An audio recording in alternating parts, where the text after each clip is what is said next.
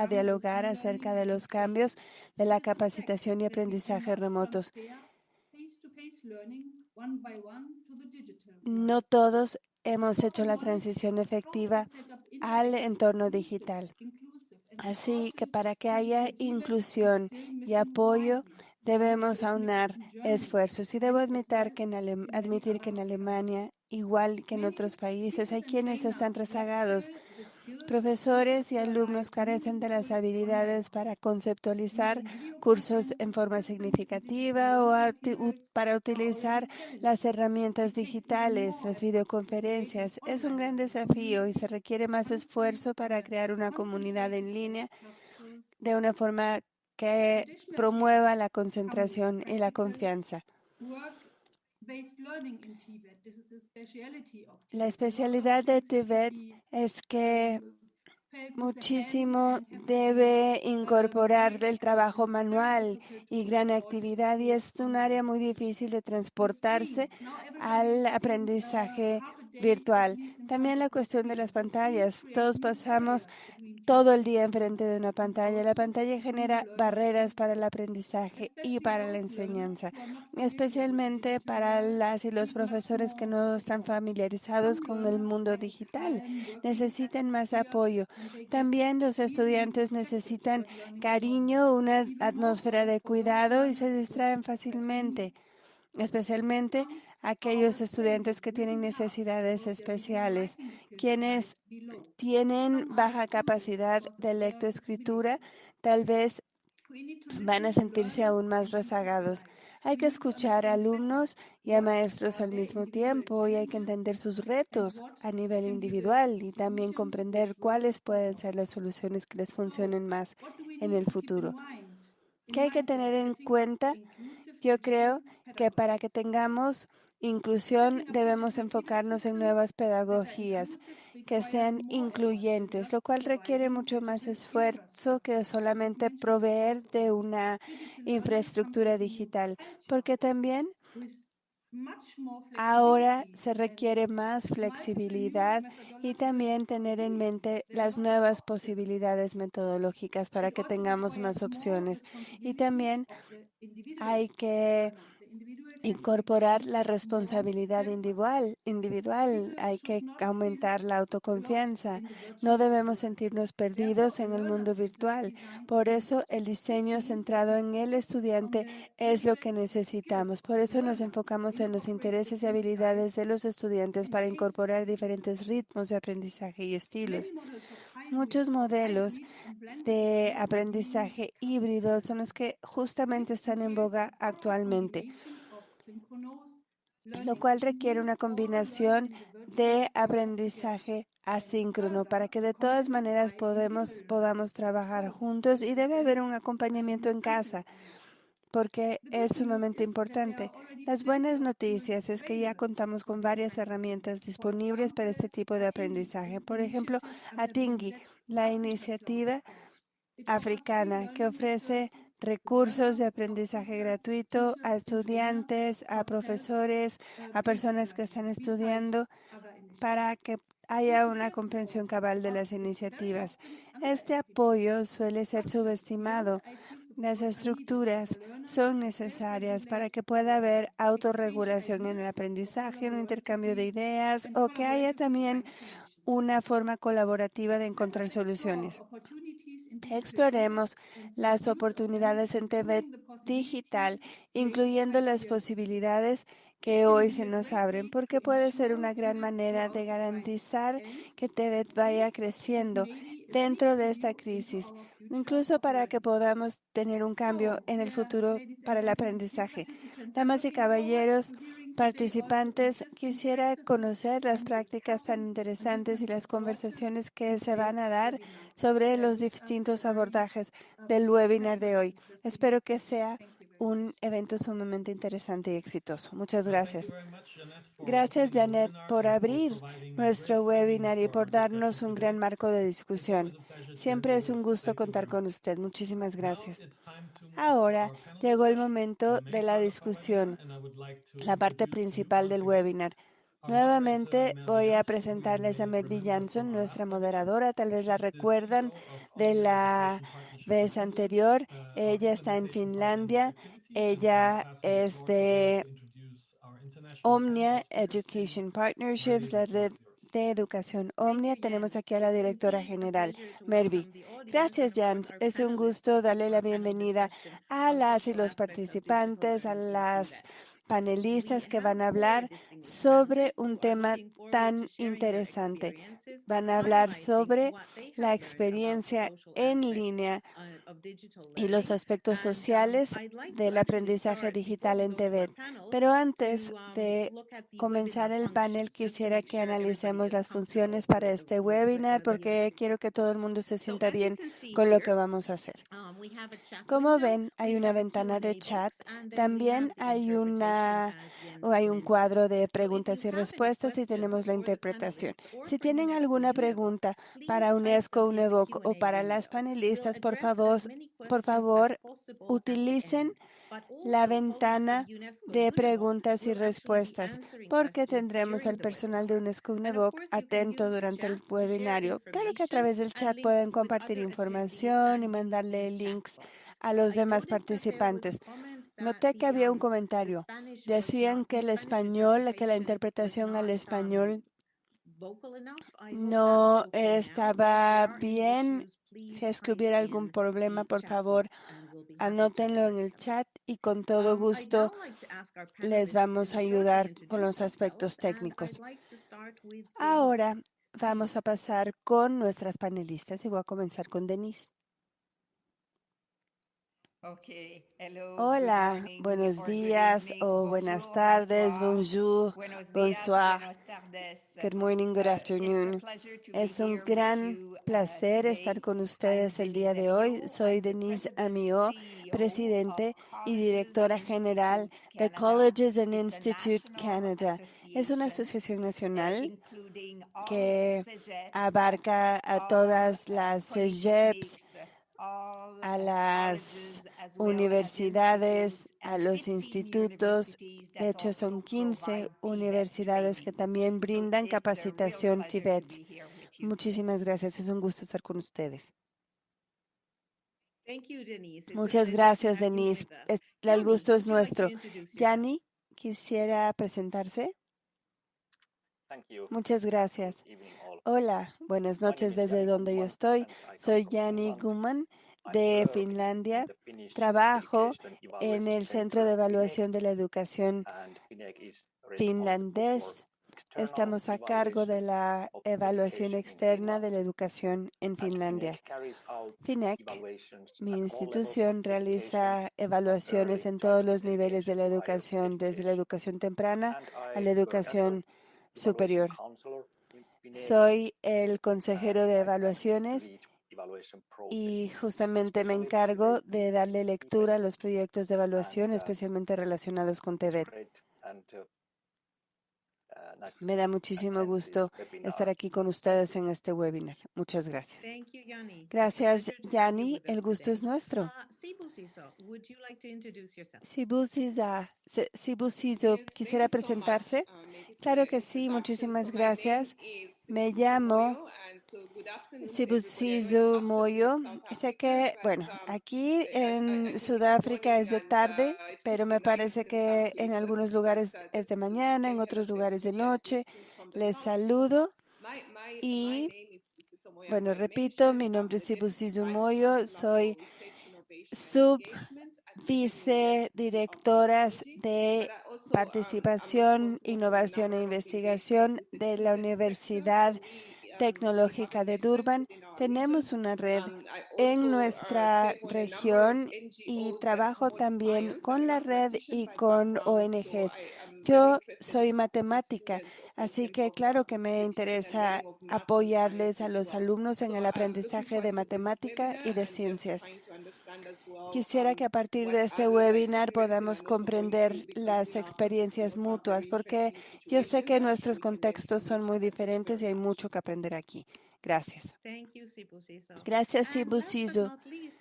Finalmente, más no menos importante, Paola. Adelante, Paola. ¿Qué tal? Buenos días, buenas tardes, buenas noches desde Uruguay. Es un placer estar con todos ustedes.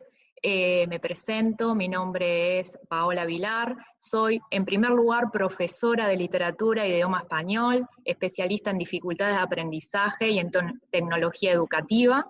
En este momento estoy trabajando como asesora docente de Dirección General de Educación Secundaria, brindando lineamientos en este momento tan complejo a todos los centros educativos del país. Y además también soy referente de Ceibal, un plan educativo que, bueno, en las charlas del día de hoy presentaré y desarrollaré. Así que muchísimas gracias por acompañarnos hoy y muchas gracias por esta oportunidad.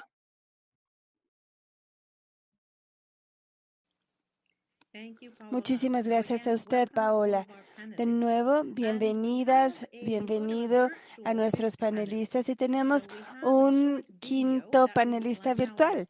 De hecho, es un video que les vamos a presentar en el cual le damos la voz a los estudiantes. Los estudiantes del Colegio de Negocios de Helsinki del Programa Internacional van a compartir sus experiencias sobre los retos en el aprendizaje digital. Claro que no es igual que como era en las interacciones sociales real y extraño lo real. Cuando veo a los estudiantes, ya sabes, extraño el contacto visual, el lenguaje corporal, las caras, los rostros. Eso es lo que extraño. Hay falta de interacción y el no estar en clase está siendo difícil. En clase es más fácil porque aun cuando tal vez no entiendes algo o hay alguna situación, de todas maneras está el contacto visual y el lenguaje corporal que te explica muchísimas cosas. Pero si solamente estás viendo a una cámara, y hay gente que ni siquiera prende su cámara, así que acabas viendo solo una imagen, por ejemplo, y como que tienes la impresión que estás hablando contigo misma en ocasiones y es muy difícil.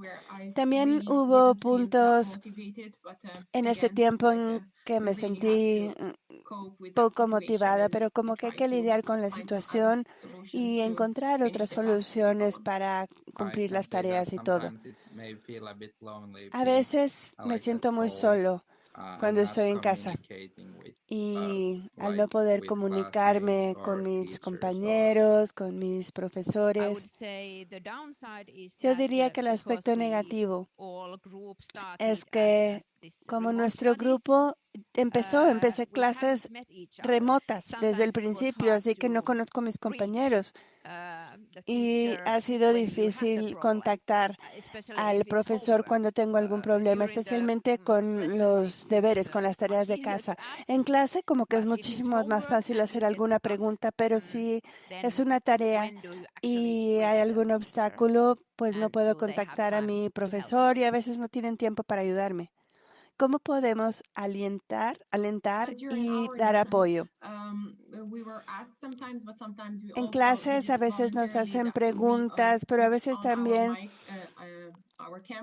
en forma voluntaria prendemos la cámara y el micrófono también. Y lo que tratamos de hacer es conversar como si estuviéramos en clase. Y los profesores también como que tratan de relajar un poquito la atmósfera para que no sintamos que estamos en un entorno de trabajo tan serio. Usamos las cámaras y los micrófonos muchísimo, los prendemos muchísimo en diferentes situaciones. Y eso como que le da un nivel diferente a nuestro estudio. Me parece que el hecho de recibir laptops de tan buena calidad y con muy buenos micrófonos y con una super cámara es algo que nos ha ayudado porque tenemos equipo de alta calidad. Somos 30 estudiantes y yo creo que solamente 10 personas prenden su cámara. Así que, claro, conozco ya a las personas que prenden su cámara, como que las conozco mejor porque ya te habitúas un poquito más. pero a los demás los conozco por voz. ¿Y qué mejorarían de su experiencia? Yo creo que quisiera preguntarles o pedirles a los profesores que generen más oportunidades para que realmente podamos desarrollar nuestras habilidades sociales. Algo así sería muchísimo más efectivo porque definitivamente es algo que necesitamos. A ver, yo desearía, porque a veces los profesores hacen preguntas y sobre la clase, pero me gustaría que me pregunten cómo me siento, si estoy de ánimo, porque como que también es bonito platicar de otras cosas y no solamente de las clases. ¿Y cuál es el aspecto o los aspectos positivos del aprendizaje digital? A ver, lo bonito de todo esto es que estamos aprendiendo diferentes mecanismos para lidiar con distintas situaciones. Y como que estamos aprendiendo a manejar diferentes situaciones. A ver, cuando tomaba clase presencial como que no hacía tantas preguntas, pero ahora en línea me la paso todo el tiempo preguntando. Así que eso ha afectado positivamente mi aprendizaje. El no estar en clase me ha permitido ser más responsable porque ya solo soy yo, ¿verdad? Yo tengo que hacerme responsable de mi ritmo de aprendizaje, de las tareas. Así que he aprendido a desarrollar partes de mi personalidad de las que ni siquiera estaba consciente existían. Muchas gracias por su participación. Muy bien. Compartieron perspectivas, experiencias nuestros estudiantes, porque siempre debemos escuchar la voz de los estudiantes, porque la educación y la capacitación tiene que ver con el apoyo que damos a los estudiantes. Ahora, el público, la experiencia del público, porque tenemos ya 200 participantes. Vamos a utilizar esta herramienta de votación que se llama Mentimeter. Es muy fácil de usar. Vamos a formularles 4 preguntas y vamos a utilizar el Mentimeter. De hecho, es muy fácil usar el Mentimeter con el código QR que va a aparecer en este momento. Voilà. O también en el chat está. Estas son las preguntas y este es el código QR para acceder a Mentimeter. Adelante. Respondan las preguntas y vamos a ver sus respuestas en un momento. La primera pregunta es si el aspecto de los retos sociales ha sido un tema que ha surgido en el aprendizaje digital en su país. Si contestan sí o no en Mentimeter. La segunda pregunta es ¿qué también han sido abordadas las necesidades de profesores y estudiantes durante la pandemia en su país? La siguiente pregunta es si tienen buenas prácticas para mitigar los retos sociales del aprendizaje en línea en su país. Y última pregunta, en su opinión, ¿la carga de trabajo de las y los profesores ha aumentado durante la pandemia en su país? Así que les vamos a dar unos minutitos para que puedan acceder al Mentimeter y que respondan a las 4 preguntas, por favor.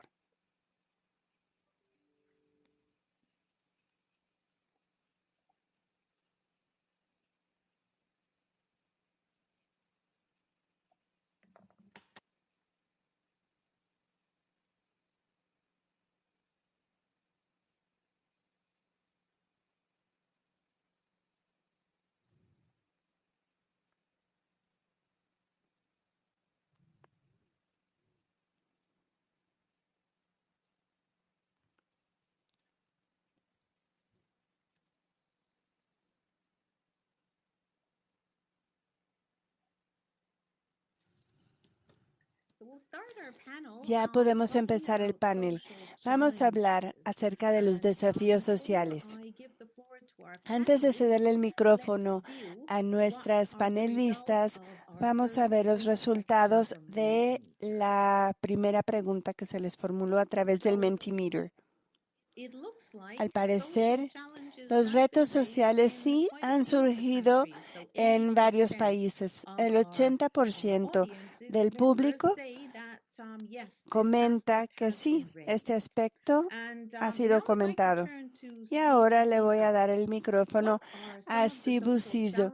¿Cuáles son algunos de los retos sociales con respecto al aprendizaje digital que han surgido y cómo podemos mitigar estos retos?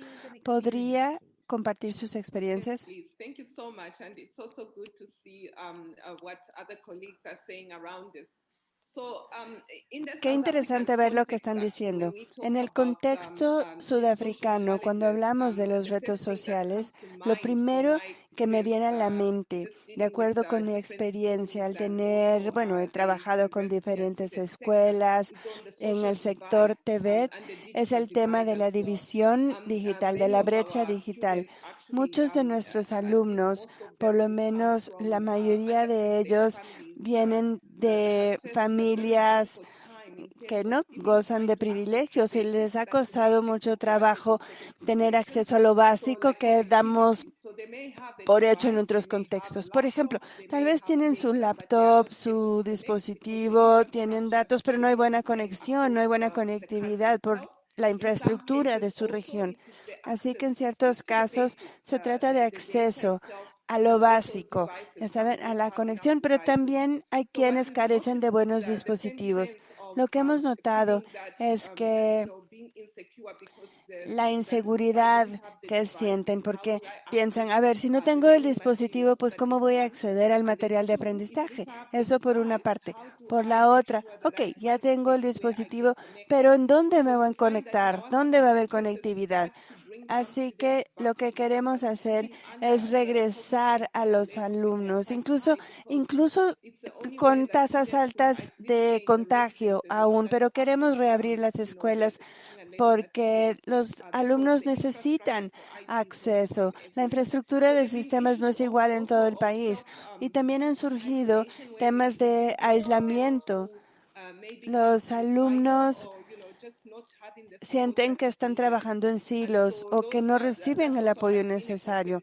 También ha sido una gran preocupación. Igualmente, darles material de aprendizaje a las y los profesores.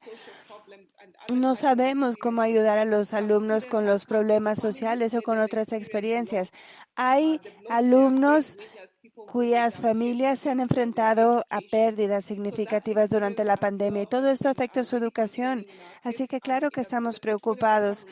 Yo estoy a cargo de una cierta cartera en la universidad y le hemos pedido al personal, a la sociedad que apoyen a un fondo para COVID-19 que creamos y así hemos podido darle asistencia a algunos alumnos. La carga es muy alta. La verdad lo que hemos hecho ha sido muy poco, pero lo que estamos tratando de acceder a los datos y también a sistemas de entrega de fondos para los alumnos que no pueden avanzar.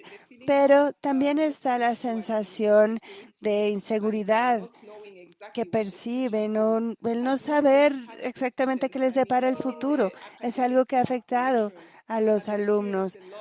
Hemos visto gran incertidumbre, incluso desde el aspecto administrativo. Ya saben, cada semana o cada mes cambian las restricciones, así que sí, es aprendizaje digital, pero más bien le llamamos aprendizaje bimodal, porque sabemos que hoy en día hay que utilizar, sí, sesiones de contacto para las personas que necesitan un apoyo más práctico y también ofrecemos sesiones virtuales en los programas de aprendizaje remoto. Así que los aspectos sociales del aprendizaje virtual, ya en toda la región nos hemos dado cuenta que las experiencias son dispares. También nos dicen, extraño a mis amigos, no los puedo ver, o las oportunidades de generar redes o de networking, de crear redes de contacto con otros alumnos, con sus compañeros, que son herramientas blandas que deben desarrollar también. Esos han sido los retos. Ahora el tema de la mitigación, ya les dije que es muy importante conformar unidades que ayuden a desarrollar aspectos sociales y también el apoyo emocional que se necesita. También la asesoría es muy importante porque es muy difícil hacerlo a nivel académico, ¿verdad? No siempre es fácil para la maestra hacerlo, dar ese tipo de apoyo. También creamos un hub de innovación social.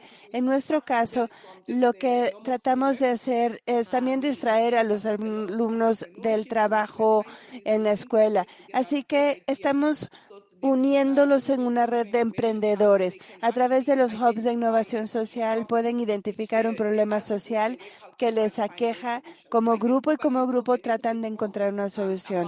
Les puedo hablar más tarde de esto también y porque ahora creo que le voy a dar la oportunidad de hablar a mis colegas. Muchísimas gracias. Muchas gracias. Han hecho cosas maravillosas. El tema de la innovación social suena increíble y estoy segura de que todos se van a beneficiar de que compartas más de esa experiencia. Si hay algún enlace o algún lugar en donde podamos ver la información en línea, por favor compártelo en el chat, porque como acabo de decir, a mí personalmente me gustaría saber más y estoy segura de que muchísimas personas de la audiencia quisieran saber más al respecto y del hub de innovación social. Parece que los aspectos múltiples del apoyo son universales. Y bueno, Denise, ¿te gustaría comentar algo al respecto? ¿Cómo está la situación en Canadá? Claro que sí, muchísimas gracias, Sibusi, muchísimas gracias. Primero que nada, déjenme decirles feliz día. Como ya acaba de decir nuestra colega, la división social, la ansiedad, la falta de fondos han afectado muchísimo a los estudiantes, pero también a las facultades. Algo también importante es que ha impactado a diferentes grupos de personas de manera distinta, especialmente a las mujeres y a los grupos vulnerables. Así que para nosotros en Canadá, los desafíos sociales más grandes que se relacionan con el aprendizaje digital son realmente los relacionados con el acceso a la educación. Atrás de mí pueden ver el mapa de Canadá. Como saben, somos uno de los países más grandes del mundo. Y esto, por lo tanto, representa diferentes problemas, especialmente en el frente digital. ¿Por qué? Porque, primero, el acceso digital. Tal vez se sorprendan de escuchar que aquí en Canadá no todas las personas tienen acceso a computadoras o a Internet, especialmente en las comunidades de bajos ingresos, las comunidades indígenas, las comunidades rurales o remotas. Y esto no es solamente para los estudiantes, sino también para las facultades. Algunas han tenido que tener a profesores sentados en estacionamientos para tener el acceso al Wi-Fi. Y el segundo tema relacionado también con el acceso es el alfabetismo digital. El transferir todos los programas a estos enfoques digitales. Cuando hablamos de las cuestiones prácticas, la verdad es que es un desafío el tener que hacer las cosas en línea, especialmente en cuestiones de aprendices y oficios. Ahí tuvimos que ofrecer este tipo de opciones a grupos muy pequeños mientras seguíamos respetando el distanciamiento social. Esto significa que a veces el curso tenía que repetirse 4 veces para poder cubrir lo que cubríamos con una clase regular. Otro tema relacionado con el acceso es que la modalidad en línea no funciona para todos. Este aprendizaje no funciona para todos, especialmente para aquellas personas que tienen discapacidades físicas, de aprendizaje o problemas de salud mental. El aprendizaje en línea no siempre es la mejor opción, así que tenemos que encontrar formas para garantizar que los estudiantes se sientan acompañados y que no se sientan aislados. Hemos escuchado ya a estudiantes dando sus testimonios, así que ¿qué hicimos en Canadá? Algunas de las iniciativas son similares a las que Sibusiso ya mencionó, por eso voy a hablar de otras. Por ejemplo, priorizamos las iniciativas de igualdad digital. Les voy a dar nada más algunos ejemplos. 1. La conectividad de Internet y apoyo para ella. Tecnología, equipo, programas. Tenemos acceso dedicado a aquellos estudiantes que requerían ir al campus a estudiar. También agregamos opciones de Wi-Fi. pusimos Wi-Fi en los estacionamientos de los campus y también asignamos fondos, como ya dijo Sibu Siso, y también pusimos incluso zonas de alimentación. Básicamente también proporcionamos microcredenciales o cursos pequeños para fomentar las habilidades de alfabetismo digital, tanto para la facultad como para los estudiantes. El tercer ejemplo fue que proporcionamos acceso a software de aprendizaje clave en la nube. Esto porque queríamos facilitar el acceso para los estudiantes que no tenían una computadora de alto desempeño, por ejemplo. En cuarto lugar, y debido a que la parte práctica es tan importante, creamos herramientas digitales utilizando la simulación, la realidad aumentada y la realidad virtual.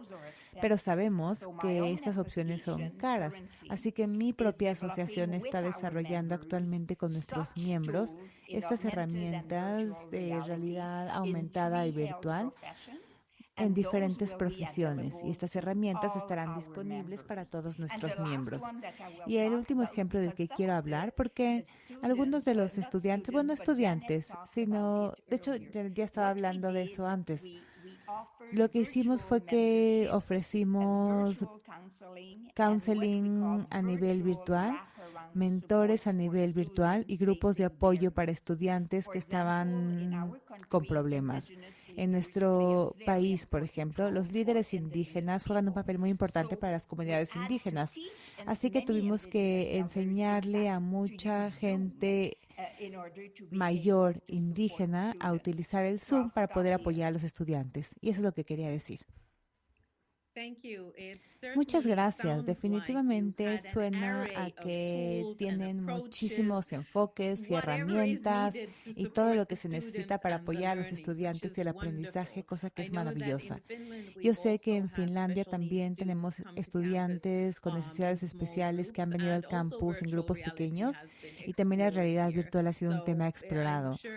Estoy segura de que muchas de las soluciones han sido globales y sería maravilloso poder escuchar más y explorar más, pero vamos a pasar a nuestra segunda pregunta, que es específicamente sobre apoyar las diferentes necesidades. Voy a darles primero los resultados de la segunda pregunta de la encuesta. Aquí parece que podíamos haber hecho un mejor trabajo. Básicamente, se han abordado las necesidades de apoyo en un nivel bajo o no se han abordado según la mayoría de las respuestas.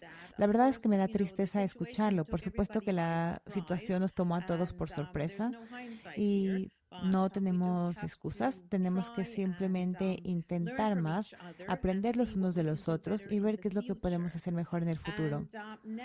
Ahora me gustaría pasar a nuestra segunda pregunta. Yanni, yo sé que han habido muchas encuestas que se han realizado en Finlandia. ¿Qué sabemos acerca de los profesores y los estudiantes y las necesidades de apoyo que han surgido y las soluciones?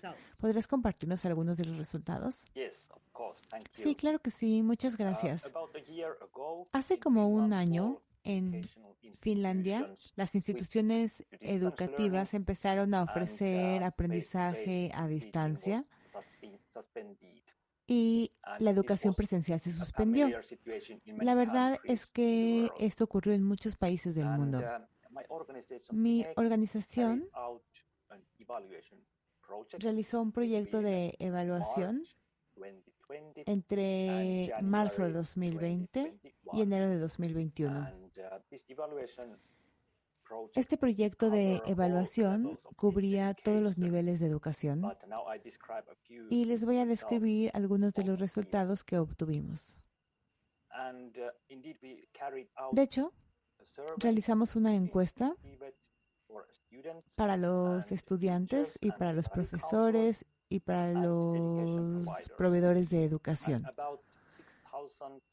Como unos 6.500 estudiantes respondieron nuestra encuesta y casi 2.300 profesores, consejeros y proveedores respondieron la encuesta.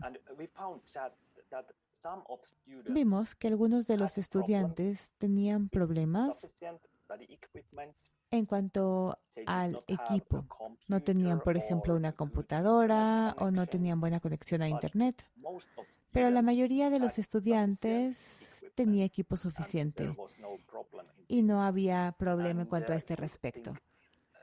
Algo bueno es que muchos de estos estudiantes que no tenían computadora obtuvieron un préstamo para sacar una computadora por parte de su institución. Digo, no todos, pero la mayoría. La mayoría de los estudiantes sentía que estudiar durante el COVID-19 había sido más estresante que estudiar en épocas regulares.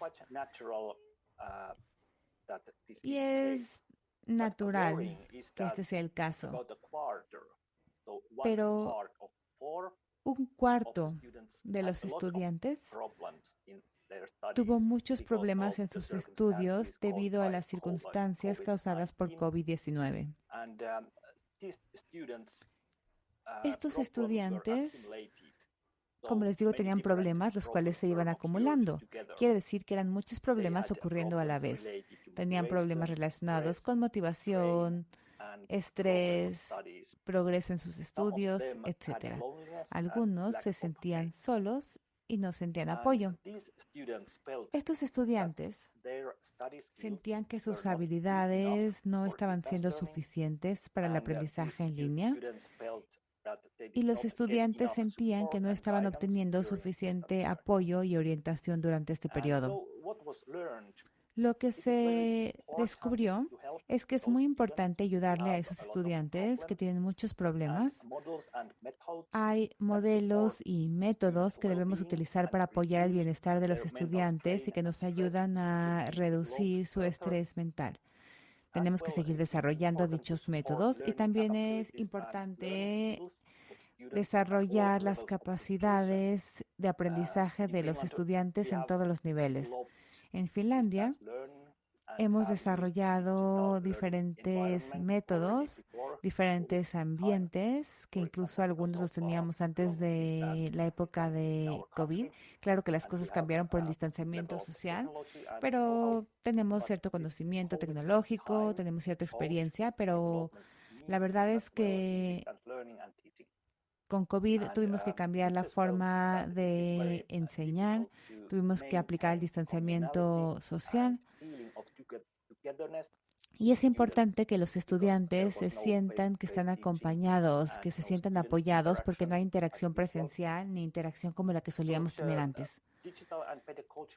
Así que las competencias digitales son importantes, pero pensamos que teníamos que empezar a crear un mejor ambiente en el que la gente se sintiera acompañada en este ambiente digital. Y bueno, esos son mis comentarios en cuanto a este tema. Muchas gracias. Gracias, Yanni. Si consideramos que el 25% de los estudiantes vocacionales finlandeses se sentían aislados y tenían problemas acumulados, ¿cómo podríamos comparar eso con tus hallazgos? ¿Cuál fue el papel de la innovación social, del hub que hicieron para mitigar estos temas?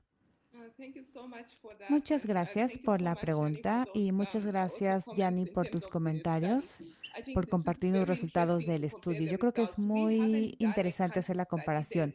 Nosotros tenemos diferentes estudios que están tratando de recabar información, que estamos tratando de entender la experiencia de los estudiantes durante COVID-19, pero no tenemos todavía los resultados definitivos. En la institución hicimos un estudio y descubrimos en términos generales, no tengo los datos ni porcentajes exactos, pero lo que sí descubrimos es que muchos estudiantes, de hecho tenemos al 80% de los estudiantes que provienen de familias dentro de la región, que son regiones vulnerables y muchas familias dependen de financiamiento gubernamental. es el esquema de ayuda nacional a estudiantes. Le permite a los estudiantes tener acceso a la educación. Y muchos de estos estudiantes se sentían muy ansiosos y preocupados por el acceso a la conectividad, a los datos, a los dispositivos. Ahí tenemos tres cosas.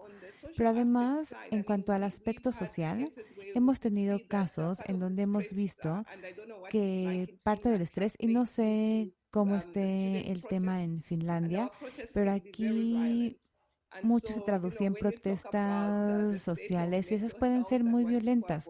Aquí estábamos hablando ya de la salud mental y la verdad es que esos casos son un tema muy importante. Tenemos que garantizar que estemos recabando información de todos los frentes para entender por qué las protestas se están volviendo muy violentas. Por supuesto que los estudiantes tienen muchas experiencias que compartir, pero tenemos que entender estos problemas y cómo resolverlos sin llegar a la violencia. Yo creo que es muy importante que realmente tengamos la unidad de orientación en donde los estudiantes puedan recibir servicios de apoyo y también tenemos que asegurarnos de que puedan obtener el apoyo que necesitan cuando tengan algún tipo de problema. En las residencias, bueno, es más, digamos que abrimos algunas residencias para grupos pequeños de estudiantes para que pudieran ir, especialmente para los que tenían que hacer cuestiones prácticas como de ingeniería. En estos casos, las residencias estaban abiertas y la gente ahí tenía que estar al tanto de qué necesitaban los estudiantes. En términos de entender qué puede hacerse y cómo asegurarnos de que los estudiantes sean creativos, porque acuérdense que en nuestra estrategia hablamos de asegurarnos de que los estudiantes sean ágiles. Esto significa que incluso si la situación cambia, ellos cuando se gradúen pueden adaptarse. COVID-19 nos mostró que las cosas cambian rápidamente, así que tenemos que asegurarnos de que sean creativos y tenemos que ver cómo podemos mejorar las materias que damos para que puedan experimentar el cómo trabajan con otras personas, no solamente en Sudáfrica, sino fuera del país. Lo que el Hub de Innovación Social hace es que une a personas de diferentes estilos de vida. Podemos tener estudiantes de nuestras universidades, estudiantes de otros lados, estudiantes de otras escuelas o gente de la industria. Nosotros tratamos de tener una buena gestión y ver cómo ayudar a, desde el West, crear diferentes cosas. Se trata de ver cómo mejorar la economía y tratamos de tener a los estudiantes colaborando con otros socios de la industria y la idea es identificar el problema, encontrar una solución y los socios de la industria los ayudan a ver si esta solución es realmente una solución viable en términos de si se puede o no hacer. Ese es un ejemplo, pero obviamente hay muchos otros ejemplos. Por ejemplo, los estudiantes recaban información y no sé, tenemos que ver los estudiantes qué pueden hacer para comunicarse con otros. Tenemos estudiantes alemanes, por ejemplo, que están trabajando con nuestros estudiantes, ayudan a calificar las ideas de nuestros estudiantes y también, como les digo, están los socios de la industria que ayudan mucho. Básicamente estamos tratando de tener espacios en donde los estudiantes puedan distraerse, en donde puedan pensar en otras cosas, que no piensen solamente en los exámenes, en las pruebas, no, espacios en donde puedan crear algo, donde puedan tener ideas y donde puedan crear prototipos que después puedan desarrollar y puedan crear algo más. Obviamente, eso es lo que estamos haciendo en cuanto al Hub de Innovación Social, pero yo creo que hay mucho interés y realmente creo que este es un área que podemos expandir, es un área en la que podemos trabajar con otros y esa es una de las cosas que hemos hecho. También es importante la colaboración en línea. No sé en Finlandia qué ocurre, pero en nuestro caso tenemos la internacionalización que es muy importante, los intercambios entre estudiantes.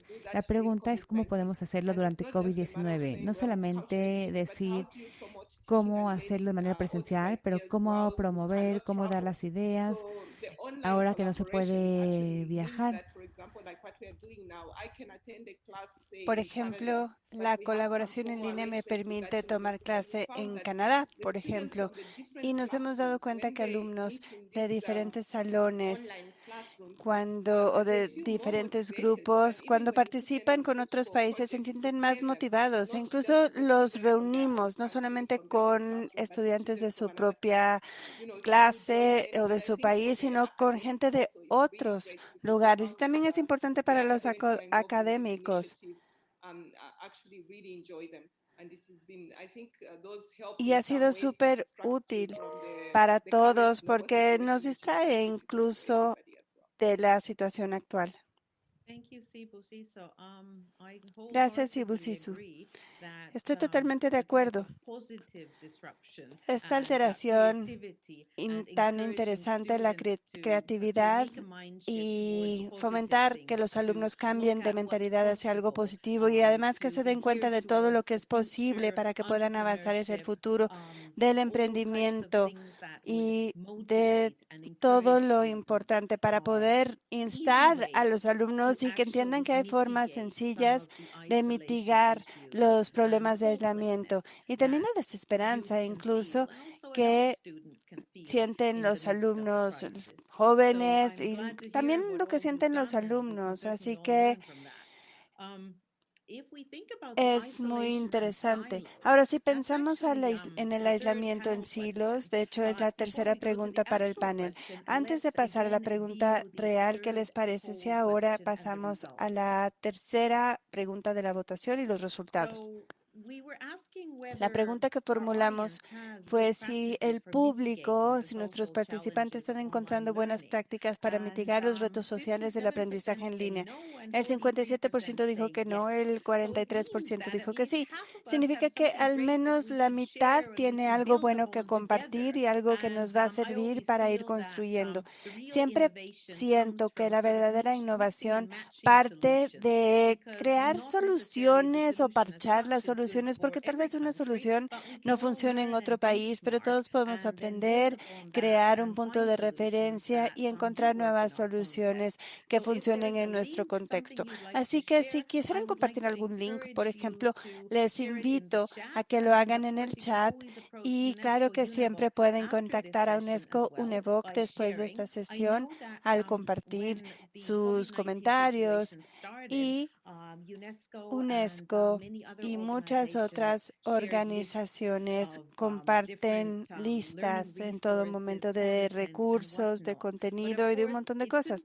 Pero claro que puede ser abrumador, ¿verdad? Puede ser una situación abrumadora desde la perspectiva de los maestros. De una lista tan larga de recursos, ¿cómo encontrar algo concreto? Y cómo encontrar el tiempo de profundizar en eso y realmente darnos cuenta de lo que necesitan los alumnos.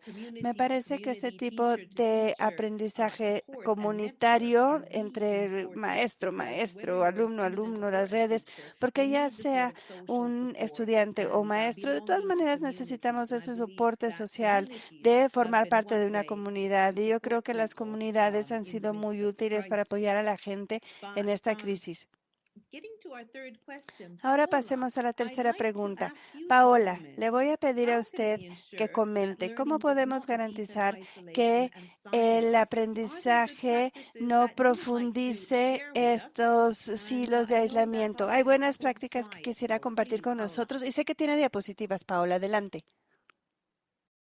Bueno, muchas gracias. Bien, la palabra aislamiento me lleva al 13 de marzo de 2020, fecha en la que el presidente del Uruguay planteaba a todas las familias del país que estudiantes y docentes deberían estudiar y trabajar desde sus casas. Ya no más el ruido de los pasillos, los timbres, las conversaciones, las preguntas en los salones, momentos de cambio en donde el plan de trabajo realizado por los docentes, las vivencias de lo que es un centro educativo, estaban sumidos en la presencialidad.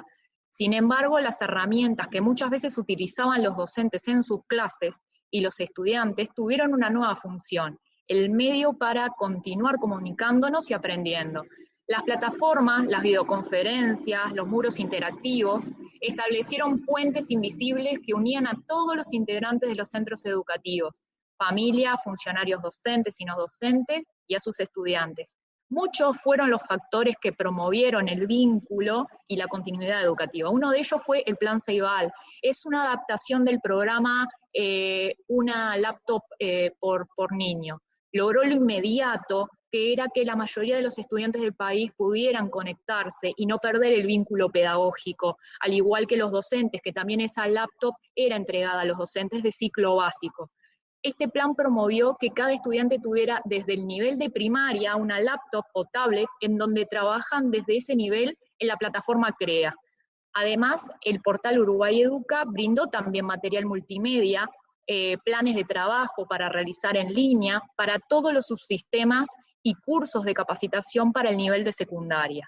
Se continuó fomentando la capacitación a los docentes, el uso de las plataformas y también el uso de redes sociales, para no perder el contacto con varios estudiantes, que era el único medio que continuaban trabajando.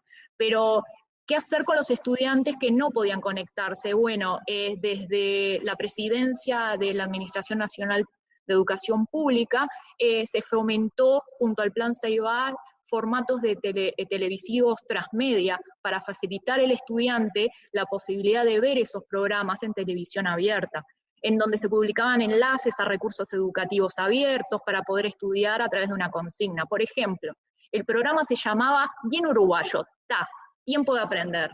Entonces, en este ciclo educativo se generaban propuestas innovadoras para trabajar no solo con el alumno, sino para fomentar también ese ambiente donde la familia tenía que contener y acompañar al estudiante. En la misma línea se encontraron otras propuestas educativas, transmedia, de certámenes, donde participaron, por ejemplo, la youtuber Alaska y el gamer Nicolás Studer, figuras conocidas en Uruguay, donde los adolescentes obviamente que seguían como un referente, ¿no? Y buscábamos de esa forma acercar al estudiante, para que no se alejara también de lo que era la herramienta, no como un fin en sí mismo, sino como un medio. La posibilidad de que cada estudiante pudiera tener una computadora y el software desarrollado en ella hizo posible todo esto. Pero para que esa búsqueda de aprendizaje no generara más aislamiento, la Administración Nacional de Educación Pública concentró también la energía en acompañar al docente. Desde un principio se buscó el acompañamiento a través de videoconferencias, de equipos multidisciplinarios, psicólogos, trabajadores sociales, que trabajaron a lo largo de todo el país, y además a través de las casillas de mail individualizados, ¿sí? Y también desde el portal Uruguay Educa. ¿Pueden pasar, por favor, la siguiente diapositiva? ¿Sí? Bien. Este acompañamiento fue pensado desde distintas ópticas, como se puede observar. Esta pandemia afectó a las familias, a estudiantes y docentes. Por eso en educación secundaria se trabajó en la web Liceo en Casa, en donde se brindaron lineamientos de cómo utilizar distintas herramientas tecnológicas para los docentes, estudiantes y familias. Apoyo para todos los involucrados en la educación, mostrar que educamos todos juntos y que cada integrante de ese microcosmos, que es la institución educativa, cada uno aporta desde su rol, ¿sí? Esta web, que se continúa actualizando día a día, busca plantear a la comunidad toda la información que necesita en este contexto: orientaciones, guías de actualización, material didáctico. Además se presentó un espacio de interacción y ayuda de los distintos centros de recursos para estudiantes con discapacidad auditiva y visual, mostrando que cada integrante de la institución educativa es acompañado. El intercambio de información fue relevante en este proceso. Entre los docentes, el plantear estrategias que eran válidas y funcionaban, fueron socializadas en distintos webinars, realizados específicamente desde secundaria, formación docente y primaria. En secundario se generaron webinars desde cada asignatura con la ayuda del portal Uruguay Educa, mostrando que desde la especificidad tampoco estábamos solos. En el Uruguay Educa es un portal educativo que, además de generar recursos educativos abiertos para toda la comunidad educativa, ¿sí?, también plantea la figura del contenidista, que son funcionarios docentes, especialistas en TIC, que acompañaron al proceso a los docentes. Desde el Departamento de Comunicaciones también fue muy grande la ayuda, ya que seleccionaba también propuestas realizadas en diferentes liceos y las sociabilizaban en la web, ¿sí? Entonces se continuó acompañando a las comunidades educativas en concursos de cuentos, de actividades, de presentaciones en línea. En definitiva, cuando se comparte, creo yo y creemos todos por lo que he escuchado hasta ahora, sea el medio que sea, deja de lado el aislamiento y hace que nos demos cuenta que no estamos solos. Gracias.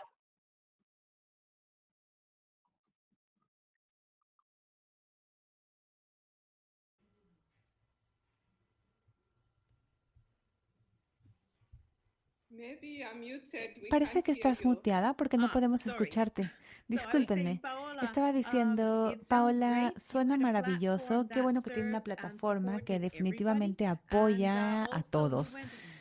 Y además, esto de los videos de YouTube me encanta.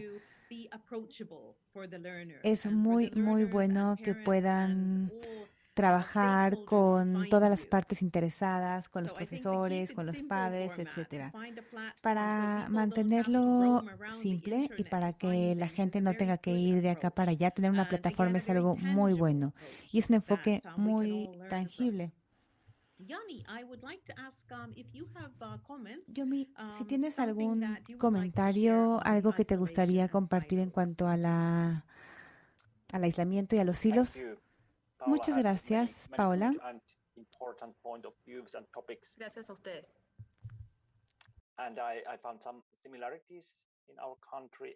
Yo encuentro muchas similitudes con los proyectos que estamos haciendo en mi país. En nuestra encuesta le preguntamos a los estudiantes y profesores cuáles son las mejores prácticas, qué se puede implementar durante la época de COVID, durante esta época de aprendizaje digital. Muchos profesores dijeron que se han dado saltos críticos, que sus habilidades personales han mejorado mucho para enseñar, que ahora tienen mayor experiencia en organización, en trabajar con equipos pequeños y que han ido desarrollando sus habilidades para desarrollar la educación con el ambiente presente.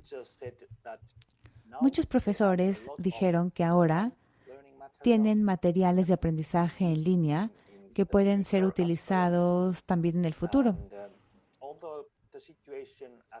Y aunque la situación ha sido desafiante en general, hay muchas buenas prácticas que surgieron y que se han ido desarrollando. Muchas gracias. Muchas gracias, Yanni.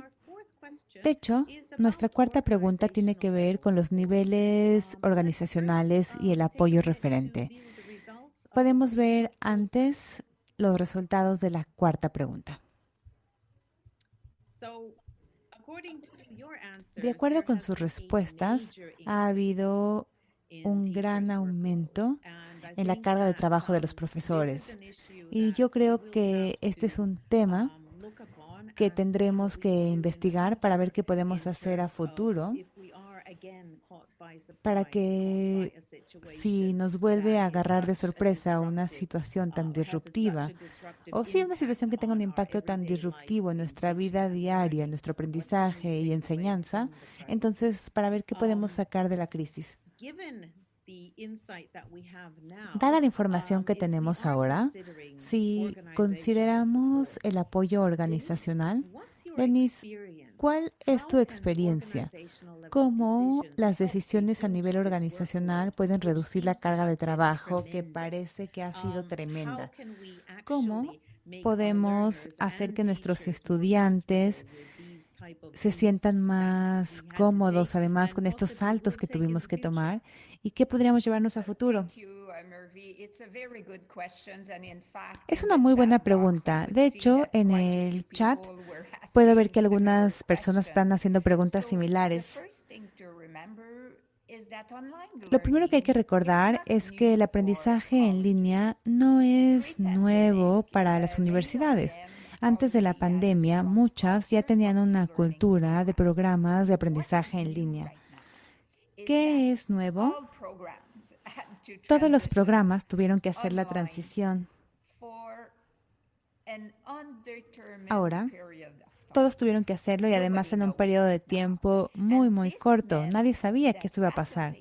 Esto significa que la facultad tuvo que revisar lo que estaba enseñando y tuvo que hacer ajustes pedagógicos para enseñar en línea.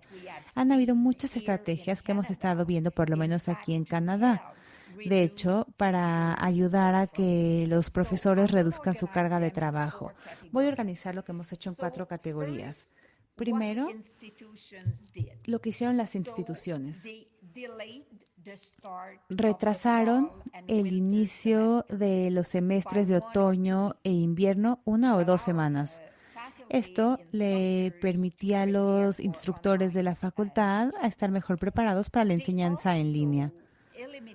También muchos eliminaron el trabajo administrativo no esencial para los diferentes programas, porque sabemos que el trabajo administrativo puede ser grande.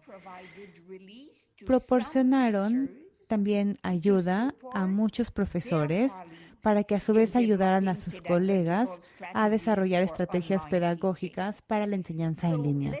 Así que déjenme hablar un poco acerca del apoyo que se hizo desde una perspectiva pedagógica.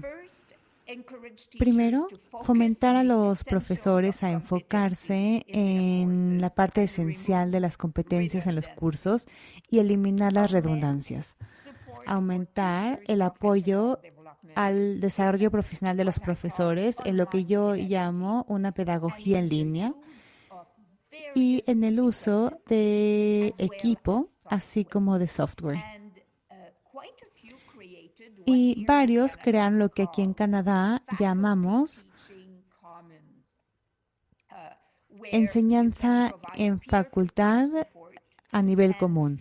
Ahí puedes dar apoyo a otros profesores y retroalimentación. Sabemos que refinar el diseño de los cursos es un elemento esencial.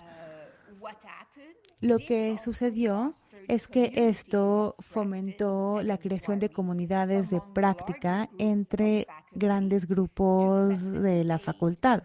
La idea era facilitar una comunidad en donde se compartían ideas, recursos, estrategias.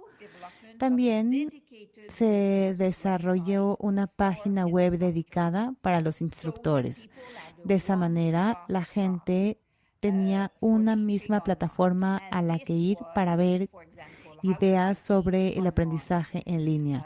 En la plataforma se daban consejos de enseñanza, había información, por ejemplo, relacionada con la igualdad y el acceso, el cómo comunicarse con los estudiantes, el alternativas para dar clases, para hacer actividades, cómo poder hacer una enseñanza en línea para comunidades indígenas y también consideraciones del copyright, porque ese es un aspecto muy importante. Otra cosa que podíamos encontrar en la página web era información, o sea, era un lugar donde podías encontrar toda la información, por ejemplo, de herramientas tecnológicas. Así los instructores podían tener sus cursos y, no sé, saber las diferentes opciones, si iban a utilizar Zoom, 65, Teams o qué herramientas. También había opciones de evaluación y esa es una pregunta que precisamente se hizo en el chat. Esta página web tiene diferentes opciones para los instructores y son opciones que van más allá de los exámenes tradicionales para evaluar el progreso de los estudiantes.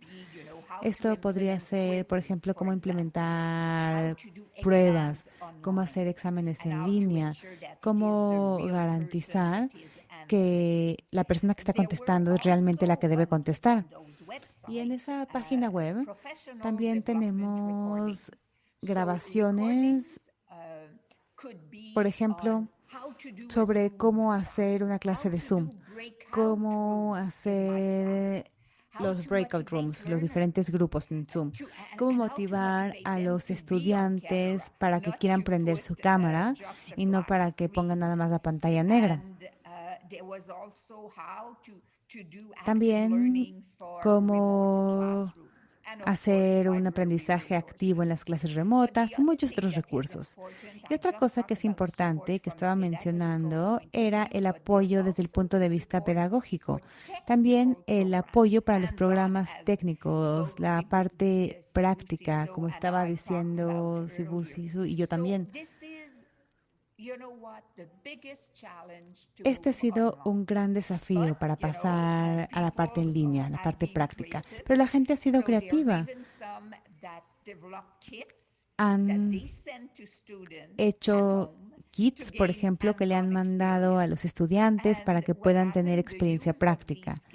Y lo que ha sucedido es que el uso de estos kits nos ha permitido que se hagan los ejercicios prácticos. Ya hablamos de la realidad aumentada y la realidad virtual, pero también se hicieron cosas para programas, por ejemplo, en ciencias de la computación y arte,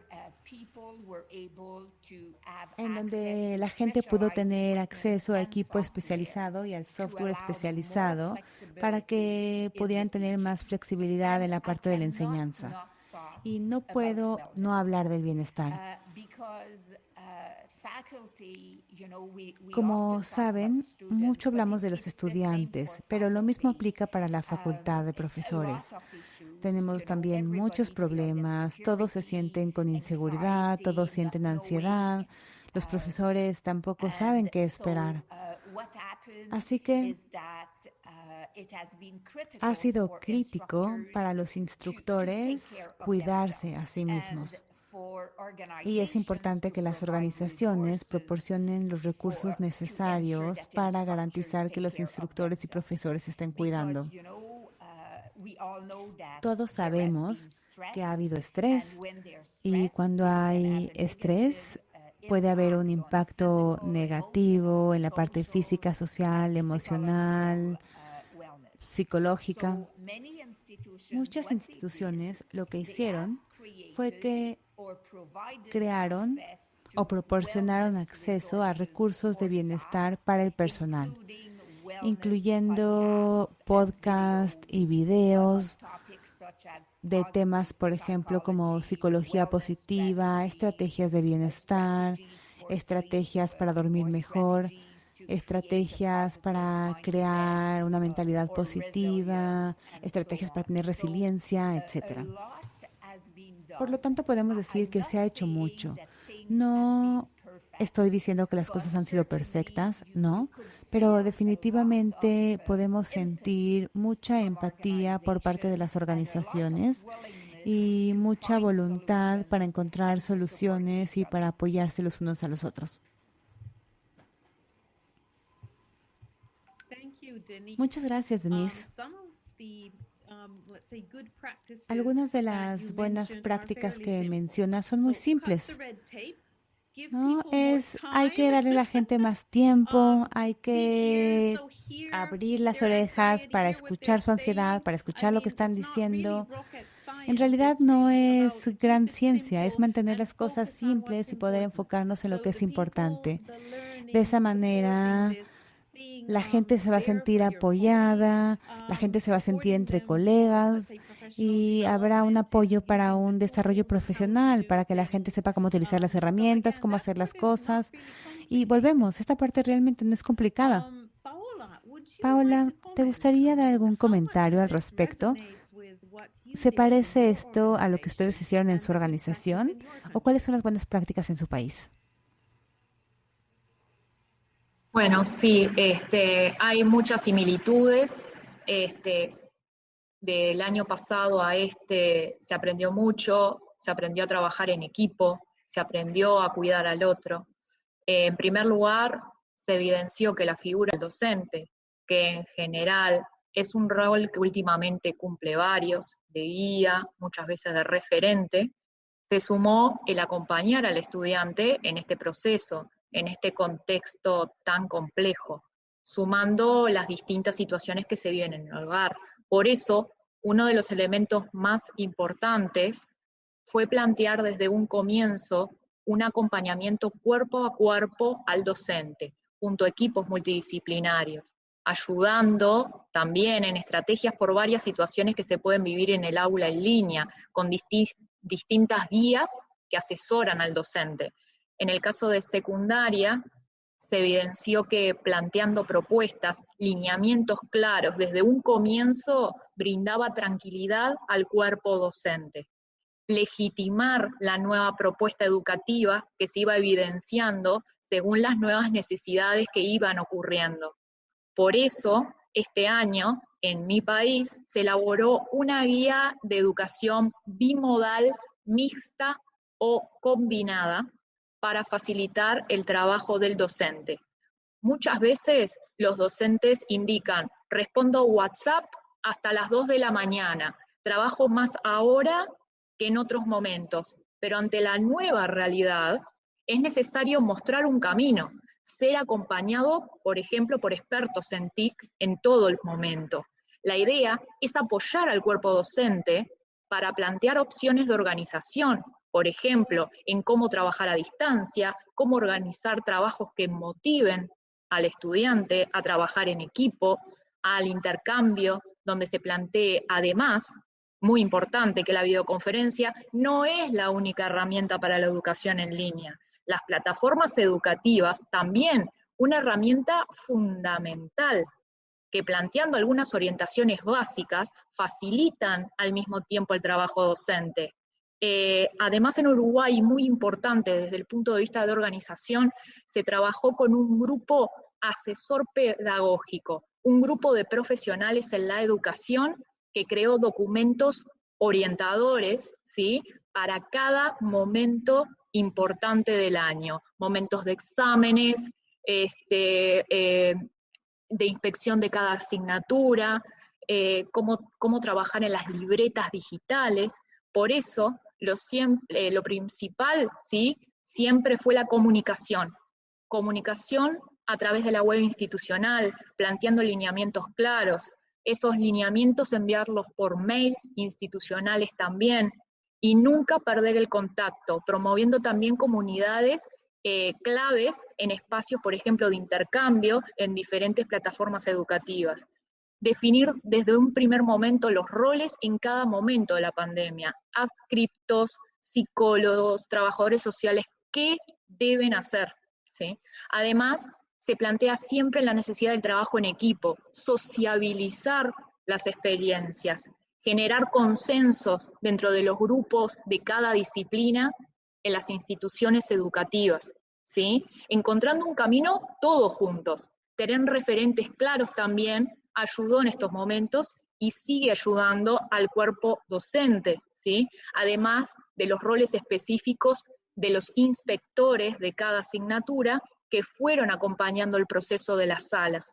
En estos momentos es prioritario el acompañamiento entre todos y darnos la oportunidad ahora también, y eso lo deslizo al final de este comentario, de repensar las aulas y escuchar más a nuestros estudiantes también, qué lo motivan y qué no. Gracias.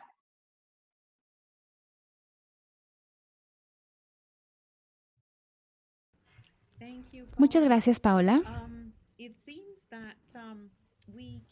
Parece que podemos aprender mucho de las buenas prácticas de los demás.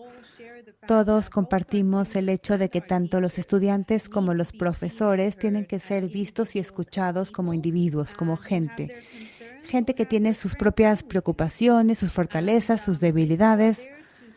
Así que si estamos ahí para apoyarlos como organización, tendremos buenos resultados y tenemos tiempo para hacerlo, tenemos apoyo diversificado porque la gente además está en diferentes niveles, no todos estamos al mismo nivel y son cosas que tenemos que tomar en consideración, si no solamente agregamos estrés y agregamos ansiedad, pero con soluciones simples y claras y al motivar la creación de comunidades de aprendizaje, comunidades de práctica, vamos a mejorar y vamos a tener un home run, digámoslo así.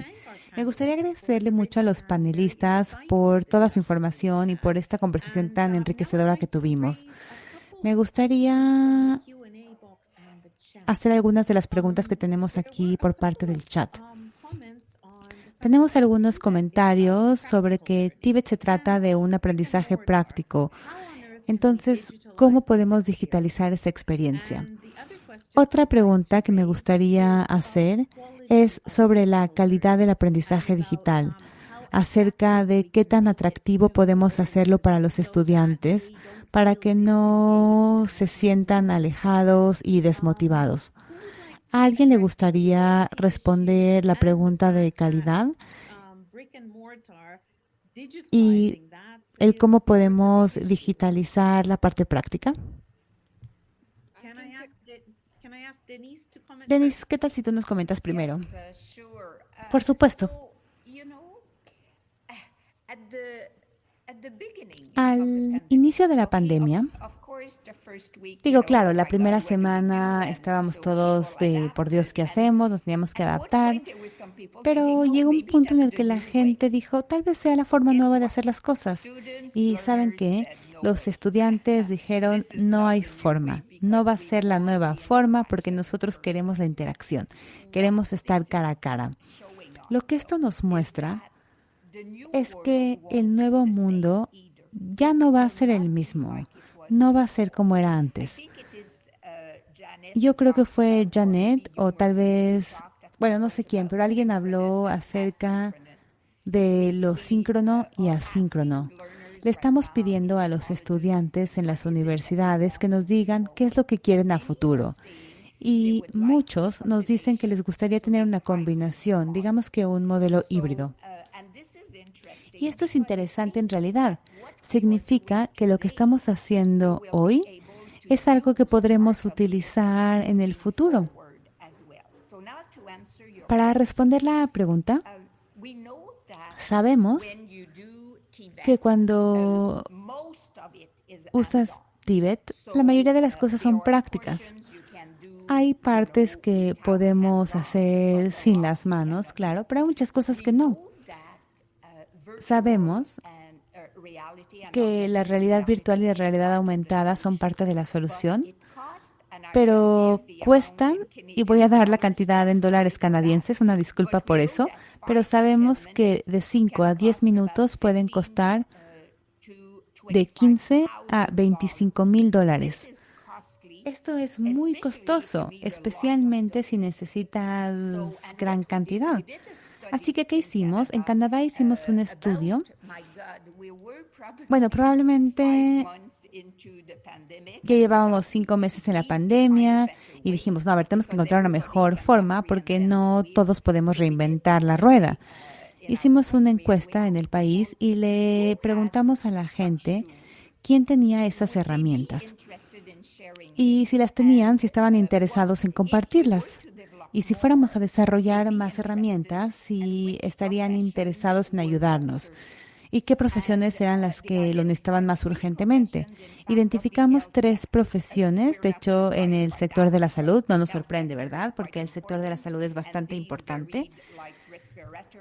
Desde terapia respiratoria, cuestiones técnicas, etcétera. Pero bueno, lo que estamos haciendo ahora es que estamos desarrollando herramientas para hacer simulaciones. Estamos desarrollando herramientas para hacer una realidad virtual y una realidad aumentada. Esas herramientas las van a desarrollar nuestros miembros y las vamos a compartir en una plataforma común. Quiere decir que todos van a poder utilizarlas. Y esto a su vez significa que tal vez al final terminemos con por lo menos una de las soluciones por curso y eso va a ser muy interesante. Les voy a dar un ejemplo de la terapia respiratoria, de qué es lo que hizo una de las universidades. La verdad es que está increíble y yo siempre utilizo ese ejemplo. Es, como les digo, de terapia respiratoria. En esa clase se enseñan 5 enfermedades distintas. Pero, por supuesto, incluso si estás en persona, y de hecho es por eso que inventaron la herramienta, incluso si estás en persona, es difícil encontrar 5 personas que tengan esa enfermedad ese día que tú vas a dar la clase. Por eso lo que se hizo fue que inventaron una plataforma de realidad virtual y se supone que tú estás tocando a una persona. Puedes ver la espalda de la persona y hasta que tengas tus manos bien posicionadas, puedes avanzar. Cuando las tengas bien posicionadas, escuchas diferentes tipos de respiración, 5 tipos distintos, y eso te permite identificar cuál de esas 5 es cada una. Digo, es nada más un ejemplo, pero la verdad es que es un ejemplo maravilloso y tenemos que tomar en cuenta que no podemos tener a todos haciendo la misma herramienta. Eso no sería eficiente. Si tenemos a una persona que ya desarrolló la herramienta y esa herramienta se la damos disponible a todos, así vamos a poder mejorar la calidad del aprendizaje digital. Entonces aquí estamos, yo creo, respondiendo las 2 preguntas. En cuanto a la calidad del aprendizaje digital, no es solamente la herramienta, sino me atrevería a decir que es también cómo motivas a que los estudiantes participen. Si no tienes ninguna estrategia para involucrar a los estudiantes, el curso definitivamente no va a ser exitoso. Muchas gracias. Así que crees firmemente que si utilizamos nuestra imaginación y si utilizamos la tecnología digital en todo lo que tenemos disponible, vamos a poder crear aprendizaje digital de alta calidad y participativo. Solamente tenemos que alejarnos de lo tradicional y tenemos que buscar aprender de nuevos aspectos. Es muy interesante y comparto esta idea de que el futuro del aprendizaje digital es algo que tal vez todavía ni siquiera hemos experimentado. Ahora que pasemos al ambiente digital y aumentado y a las soluciones inmersivas, la cosa será distinta. Y ahí es cuando estaremos hablando del futuro del aprendizaje digital. Creo que vamos dando pasitos hacia allá. Definitivamente la pandemia nos está empujando hacia esa dirección, pero no debemos olvidar, como ya se mencionó muchas veces, el hecho de que no todos tienen acceso. No todos tienen los medios. Así que tenemos que verlo desde una perspectiva equilibrada, digamos, el cómo hacer los nuevos desarrollos, pero a su vez garantizar que la gente pueda llegar ahí y que podamos realmente compartirlo. Porque como se dijo, no es barato hacer este desarrollo de todas las soluciones. Pero bueno, por supuesto, por eso tenemos a UNESCO, UNEVOC, tenemos a las comunidades de aprendizaje, nos tenemos los unos a los otros y nos vamos a empoderar y ayudar y vamos a aprender los unos de los otros. Desafortunadamente ya se nos acabó el tiempo, así que me gustaría agradecerles a todos los participantes y a los panelistas por esta sesión tan maravillosa. La verdad es que fue increíble, aprendimos muchísimo y yo creo que esto que aprendimos aquí nos llevará un paso más allá. Con esto terminamos. Vamos a pasarle a Jens el micrófono para que dé los comentarios finales. Muchas gracias, muchísimas gracias Mervi y panelistas por compartir sus ideas, sus ejemplos y también quiero agradecerle a los estudiantes que nos dieron sus ideas y la información de cómo el aprendizaje digital les ha afectado. La conversación fue muy interesante, así que muchísimas gracias. Creo que hoy en esta conversación pudimos ver que la digitalización en Tíbet es más que un reto digital. Si queremos tener un mundo más exitoso y capitalizar los beneficios de este cambio, tenemos que buscar formas para apoyar a los profesores y estudiantes, para que todos se beneficien del aprendizaje digital y que podamos sobreponernos a los contras. Hoy hablamos de la ansiedad, del estrés, los problemas de salud mental, los retos relacionados con la motivación, el desarrollo de las habilidades. Pero bueno, sabemos que la digitalización y el aprendizaje a distancia se van a quedar después de COVID y van a jugar un papel prominente en el futuro. Vamos a tener que ver cómo la cosa se desarrolla, pero probablemente veremos que se quede de forma prominente. Para muchas instituciones de Tíbet, la pandemia de COVID fue un acelerador para avanzar hacia esa dirección. En forma de respuesta a la emergencia se implementó esta educación digital y yo creo que las dimensiones sociales y los desafíos sociales que estamos viendo son parte de. Hay que aprender los unos de los otros porque ese va a ser un elemento muy importante para eliminar estos problemas que estamos teniendo y creo que juntos y aprendiendo los unos de los otros avanzaremos hacia el futuro. Tenemos que mejorar los servicios digitales y darle beneficios a los diferentes individuos. Podemos aprender mucho de los ejemplos prácticos y experiencias que aquí se compartieron y la verdad es que siempre estamos gustosos de escuchar las ideas que ustedes tengan, especialmente aquellas ideas que puedan ser replicadas en otros sitios. Si tienen algún ejemplo interesante que compartir, por favor pónganse en contacto con nosotros. Y estamos llegando ya al final del webinario, así que me gustaría nuevamente agradecerles por su interés y por su participación. También quiero aprovechar para invitarlos a nuestro siguiente webinario el 20 de mayo es sobre cómo navegar los diferentes servicios técnicos y digitales. Ahí veremos otros aspectos del desafío digital.